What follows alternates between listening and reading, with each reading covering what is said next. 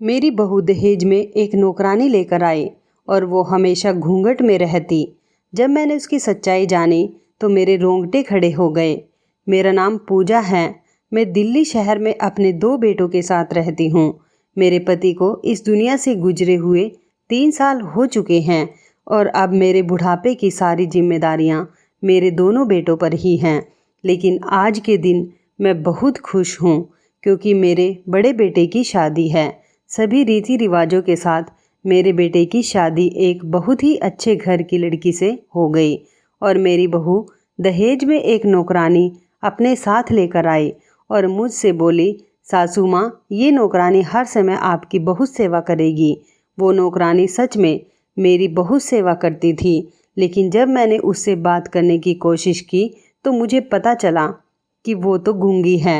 मुझे उस नौकरानी पर बहुत तरस आया क्योंकि वो नौकरानी बहुत खूबसूरत थी, लेकिन मुझे उसकी एक बात बहुत अजीब लगती थी कि वो हमेशा घूंघट में रहती थी और घर में सबसे पर्दा करती थी। लेकिन एक दिन गलती से मेरे छोटे बेटे ने उसकी शक्ल देख ली और मेरा बेटा ज़ोर ज़ोर से चिल्लाने लगा। ये सुनते ही मेरा दिल ज़ोर से धड़कने लगा कि माँ, ये लड़की वही है जिसने 6 मासूम लड़कियों को बहुत बेदर्दी से। मेरे बड़े बेटे नवीन ने आज फिर से अपनी शादी की बात छेड़ दी थी। ये वो मुद्दा था जिससे मैं हमेशा अपनी जान चुराती थी। ऐसा नहीं था कि मुझे अपने बड़े बेटे की शादी का शौक़ नहीं था। वो मेरा बड़ा बेटा था और हर माँ की तरह मेरे दिल में भी अपने बेटे की शादी को लेकर बहुत सारे सपने, बहुत सारे अरमान थे।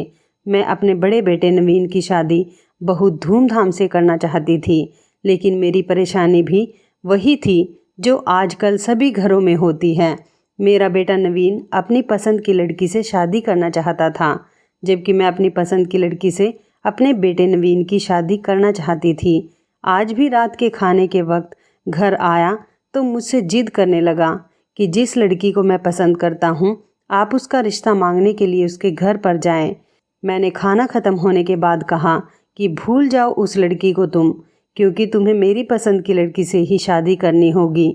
मेरी इस बात पर मेरा बेटा नवीन गुस्से से आग बबूला हो गया और चीख कर मुझसे कहने लगा कि आप एक बार उससे मिल तो सकती हैं, लेकिन मैं ऐसी लड़की से बिल्कुल अपने बेटे की शादी नहीं कराना चाहती थी जिसने शादी से पहले ही मेरे बेटे को मुझसे दूर कर दिया हो।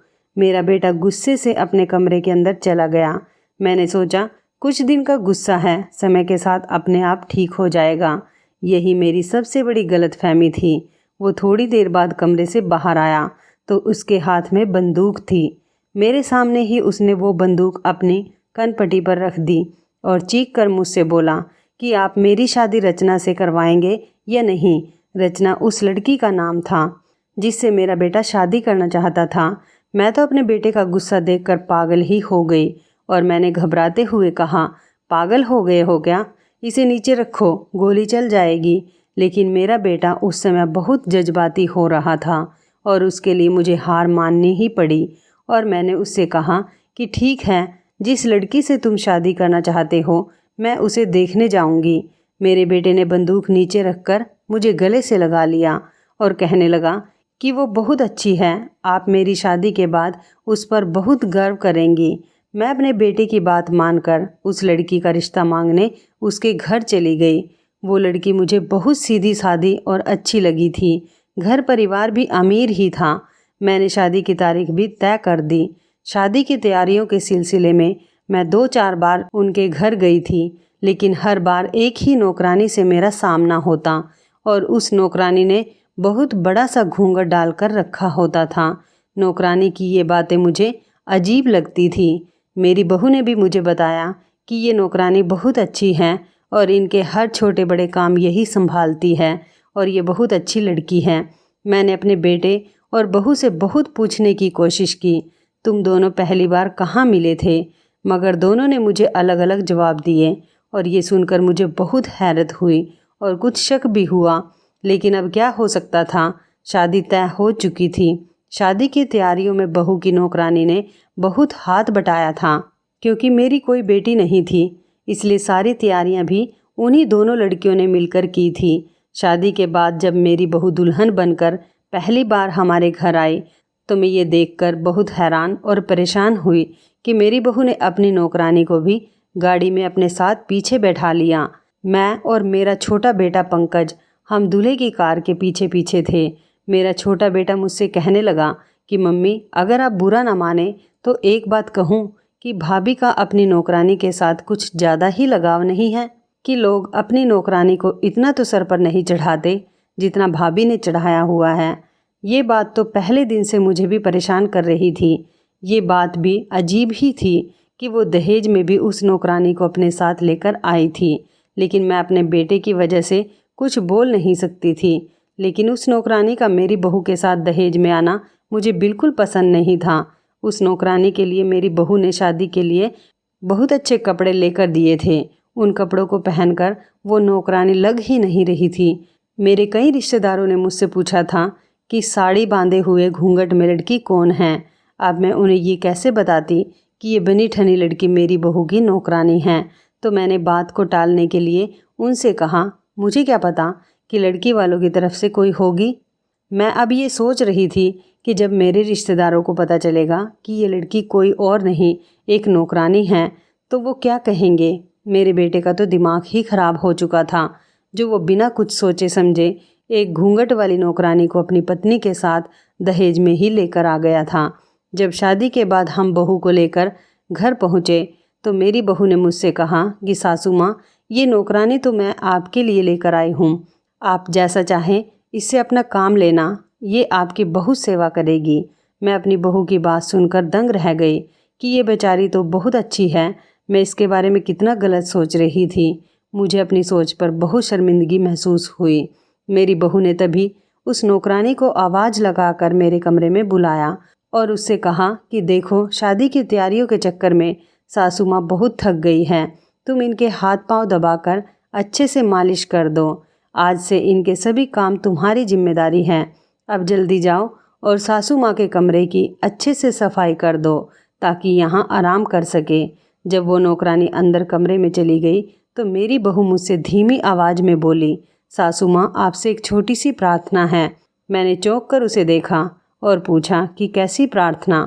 मेरी बहू मुझसे कहने लगी कि वो बेचारी गरीब जरूर है, लेकिन वो एक बहुत अच्छे घराने से है और बहुत पर्दा करने वाली है। उस नौकरानी का चेहरा तो मैंने भी आज तक नहीं देखा, तो इसलिए आप थोड़ा ख्याल रखना। मैंने अपनी बहू से कहा, तुम इस बात की बिल्कुल भी फिक्र मत करो।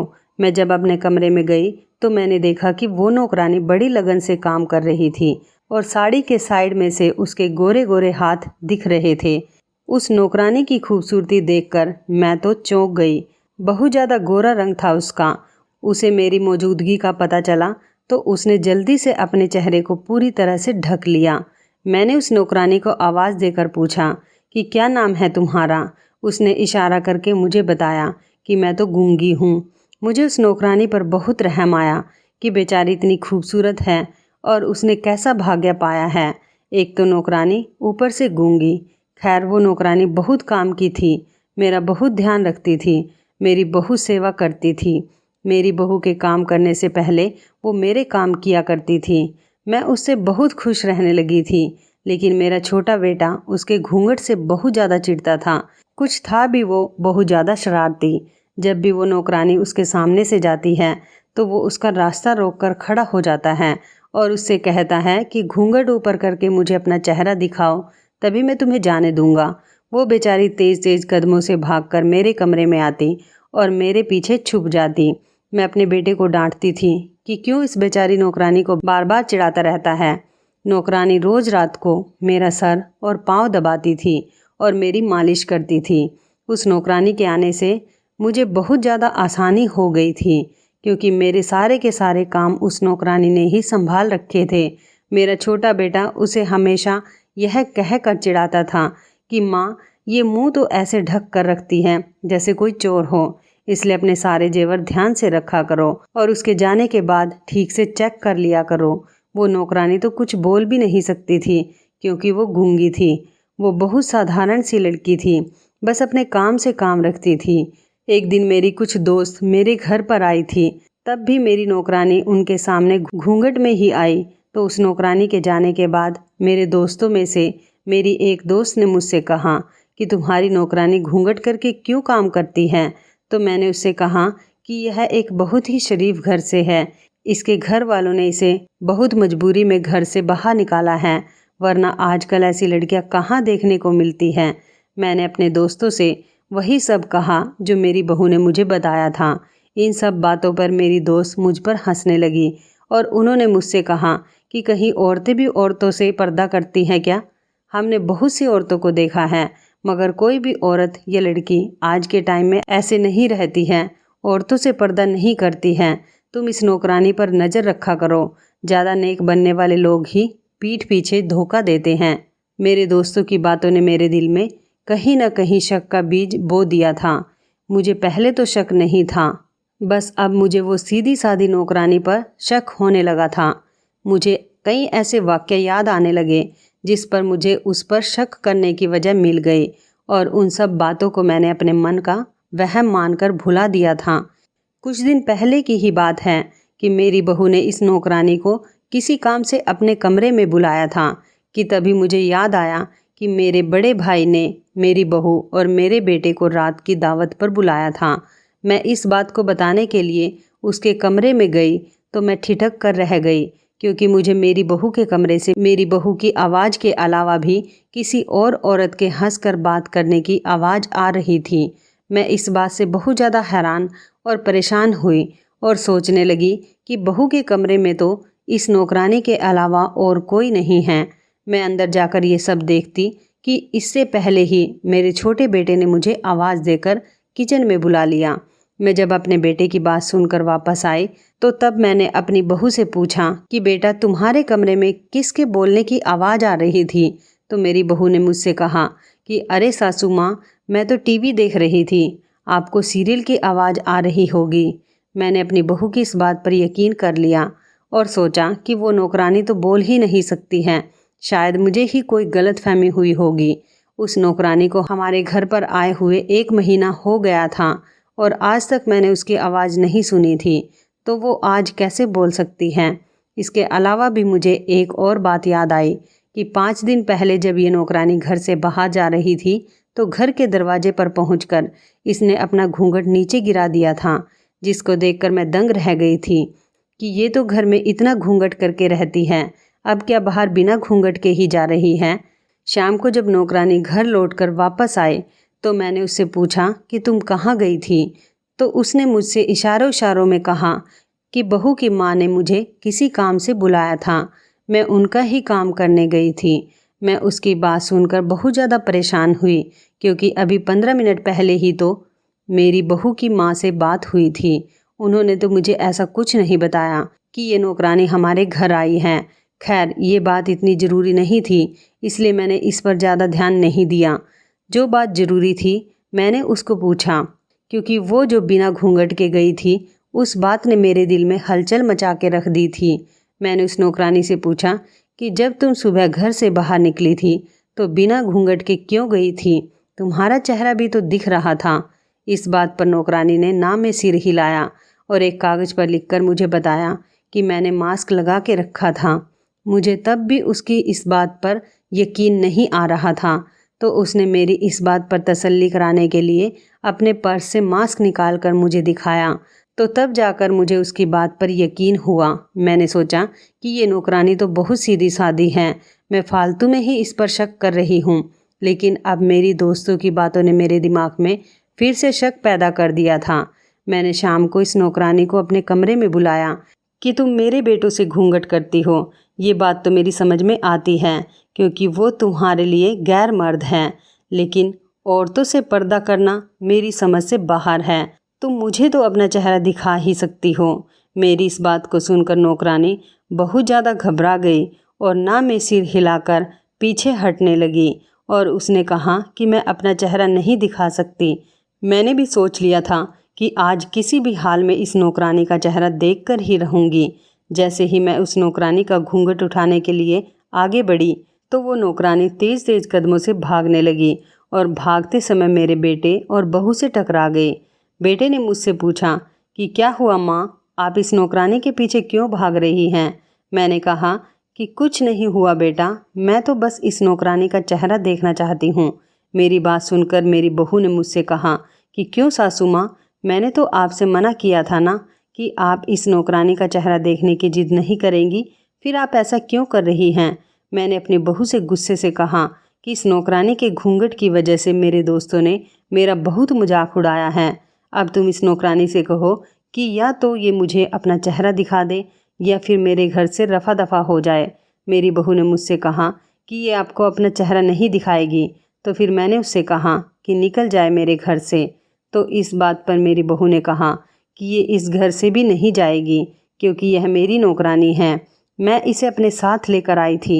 आप कौन होती हैं मेरी नौकरानी पर हुक्म चलाने वाली। अपनी बहू की इस बात को सुनकर मैं दंग रह गई। क्यों मेरी बहू एक नौकरानी के लिए मुझसे इतनी लड़ाई कर रही है, मुझसे इतनी बदतमीजी से बात कर रही है। और इतना ही नहीं, मेरा बेटा वहीं पर चुपचाप खड़ा था, अपनी माँ की बेइज्जती होते हुए देख रहा था।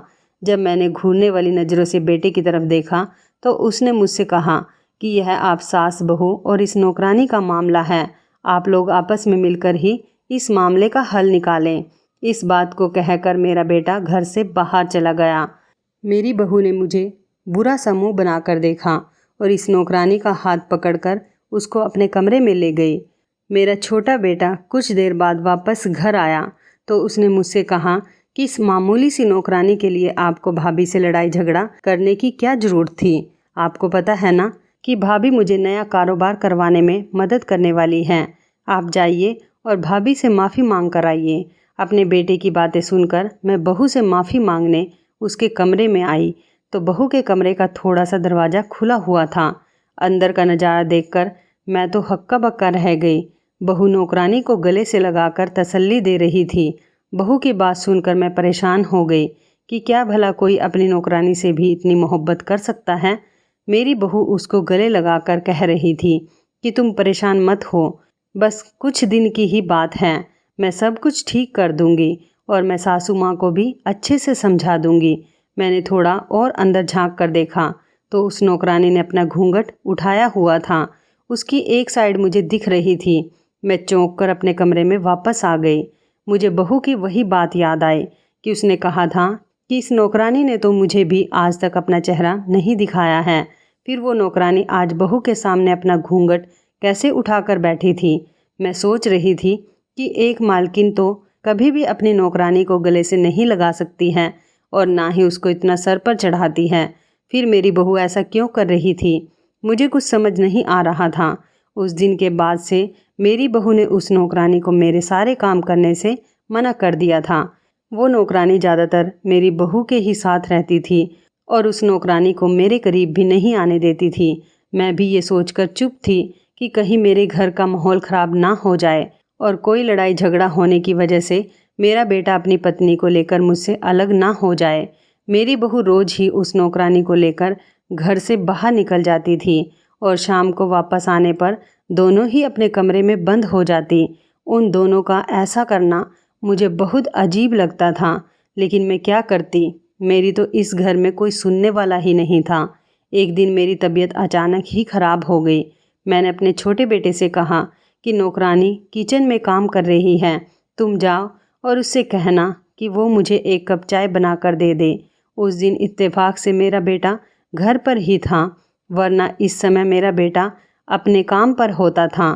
मेरी बात सुनकर वो उस नौकरानी के पास किचन में गया। उसको गए हुए 2 ही मिनट हुए थे कि अचानक किचन से मेरे बेटे के चीखने की आवाज़ आई। उसकी आवाज़ को सुनकर मैं बहुत ज़्यादा घबरा गई। तेज़ी से बिस्तर से उठी और भागती हुई किचन में गई। जब मैं किचन में पहुंची तो मैंने वहां जो नज़ारा देखा उसको देखकर मैं परेशान हो गई। मेरे बेटे ने उस नौकरानी का बाजू पकड़ रखा था और दूसरे हाथ से वो नौकरानी अपना चेहरा छुपाने की कोशिश कर रही थी। मैंने अपने बेटे से कहा, ये सब क्या हो रहा है, तुमने इस नौकरानी का हाथ क्यों पकड़ रखा है।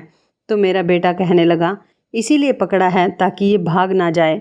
मैं किचन में आया था आपके लिए चाय को कहने, तो मैंने देखा कि ये अपने घूंघट से अपना चेहरा साफ कर रही है और गलती से मेरी नज़र इसके चेहरे पर पड़ गई और मैंने इसका चेहरा देख लिया है। तो मैंने हैरानी से पूछा कि फिर क्या हुआ, कि इतने में ही मेरा बड़ा बेटा और बहू अपने कमरे से निकलकर किचन में आ गए। मेरी बहू आग बबूला होकर कहने लगी कि आप दोनों माँ बेटे मेरी नौकरानी के साथ कैसा सलूक कर रहे हैं। मेरा बेटा कहने लगा कि मैंने आपकी नौकरानी की शक्ल देख ली है और मैं अभी सबको इसकी शक्ल दिखाता हूँ। और इतना कहकर उसने ज़बरदस्ती उस नौकरानी का घूंघट खींच लिया। जब मैंने उस नौकरानी का चेहरा देखा तो मुझे ध्यान आया कि मैंने इसे पहले भी कहीं देखा है। ज़रा ध्यान से देखा तो मेरे मुंह से चीख ही निकल गई।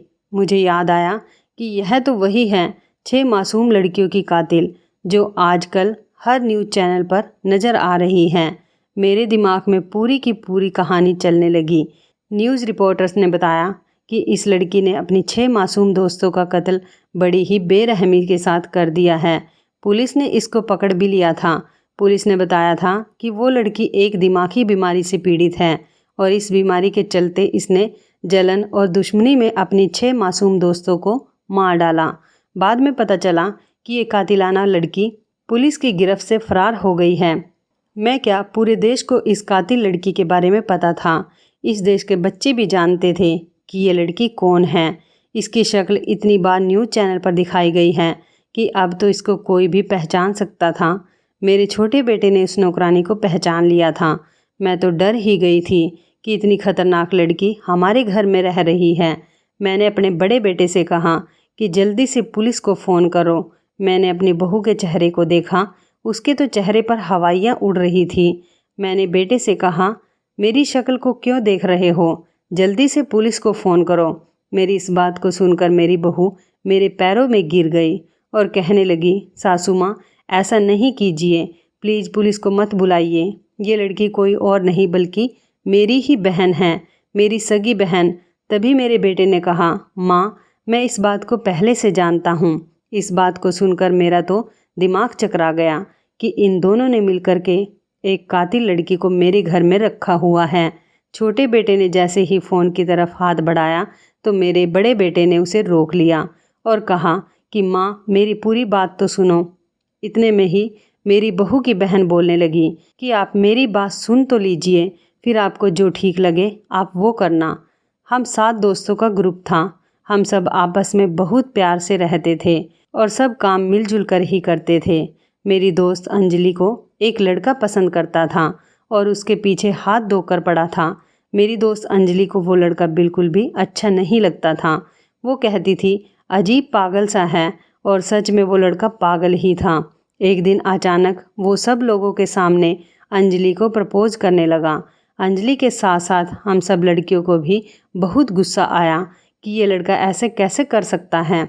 इसी बात पर अंजलि ने उस लड़के के गाल पर एक थप्पड़ मार दिया और हम सभी दोस्तों ने मिलकर उसे बहुत ज़्यादा बातें सुनाई। हमारी देखा देखी सब लोगों ने मिलकर उसे बहुत बातें सुनाई और उस लड़के का मजाक उड़ाया। कोई भी लड़का अपनी बेइज्जती को बर्दाश्त नहीं कर सकता। अपनी इस बेइज्जती को उस लड़के ने अपने दिल से लगा लिया और हम लड़कियों से बदला लेने का सोचा। वो लड़का पहले ही साइको टाइप था।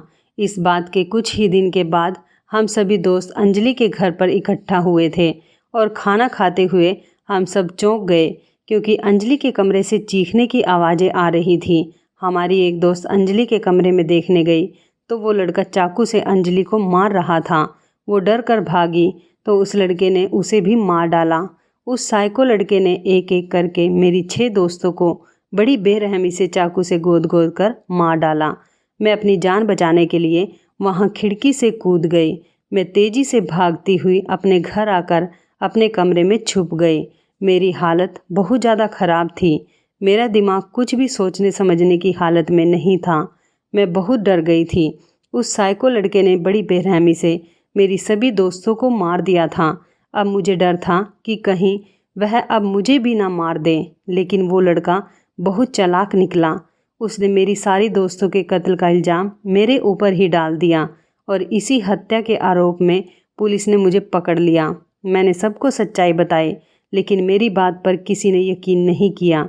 मेरी बहन ने अपने पति के साथ मुझे जेल से बाहर निकाला और मेरी बहन मुझे अपनी नौकरानी बनाकर अपने साथ अपने ससुराल ले आई। मैंने कुछ नहीं किया, मैं बेकसूर हूँ। पुलिस वाले मुझे हर जगह ढूंढ रहे थे और मीडिया ने भी मुझे हर जगह जलील कर दिया था। इसीलिए मुझे अपना चेहरा छुपाना पड़ा। मेरी दीदी मुझे अपने साथ पुलिस की गिरफ्त से बचाने के लिए लेकर आई थी। मेरी बहू रोते हुए मुझसे कहने लगी, इसका कोई कसूर नहीं है, मेरी बहन बेकसूर है। मैं और मेरे पति इतने दिनों से इसकी बेगुनाही का सबूत ढूंढ रहे हैं और हमने उस साइको लड़के के पीछे अपने जासूस लगा रखे हैं। उस लड़के के खिलाफ बहुत से सबूत जमा कर लिए हैं। हम 1-2 दिनों में ही ये सारे सबूत मीडिया और न्यूज़ रिपोर्टर्स को देने वाले हैं ताकि मेरी बहन की बेगुनाही साबित हो सके। सारी सच्चाई सुनकर मैं दंग रह गई। मुझे यकीन नहीं आ रहा था। फिर मेरे बेटे और बहू ने मुझे वो सारे सबूत दिखाए जो उन्होंने पिछले 3 महीने में जमा किए थे और ये सब कुछ सच था। अब बेचारी बेकसूर लड़की भाग्य के हाथों मजबूर होकर एक नौकरानी बनकर रह गई थी, जबकि उसकी कोई गलती नहीं थी। मेरी बहू ने वो जो सारे सबूत इकट्ठा किए थे वो न्यूज़ चैनल्स में दे दिए और वो लड़की जो बिना कुछ किए गलत इल्ज़ाम में फंसकर जिल्लत और रुसवाई से जी रही थी, सब लोग उससे हमदर्दी करने लगे। जो पहले उस लड़की को कातिल कह रहे थे और उसकी बेइज्जती कर रहे थे, अब सब लोग उसे इज्जत देने लगे थे और उस साइको लड़के को पुलिस ने गिरफ्तार कर लिया था। मुझे उस प्यारी सी लड़की पर बहुत रहम आ रहा था, इसलिए मैंने अपने छोटे बेटे की उससे शादी कर दी और उसे अपनी दूसरी बहू बनाकर अपने घर ले आए। तो इस कहानी के बारे में आपकी क्या राय है, कमेंट करके ज़रूर बताइएगा। दोस्तों, आपको हमारी ये मज़ेदार कहानी कैसी लगी, आप हमें कमेंट बॉक्स में ज़रूर बताएं। यदि आपके पास भी ऐसी कोई प्यारी सी कहानी है या फिर ऐसी कोई कहानी जिससे कुछ शिक्षा मिले, तो आप हमारे साथ उसको ज़रूर शेयर करें। दोस्तों, यदि आपको हमारी ये वीडियो अच्छी लगे तो आप हमारी इस वीडियो को लाइक शेयर ज़रूर करें और ऐसी ही दिल को छू लेने वाली प्रेरणादायक कहानियाँ सुनने के लिए हमारे चैनल को भी सब्सक्राइब करें। और यदि आप हमें फेसबुक पर देख रहे हैं तो आप हमारे फेसबुक पेज को लाइक और फॉलो ज़रूर करें। तो दोस्तों, फिर मिलते हैं ऐसी ही ज़बरदस्त कहानी या टिप्स के साथ नई वीडियो में। तब तक के लिए धन्यवाद। आप सभी अपना ख्याल रखना। आपका दिन शुभ व मंगलमय हो।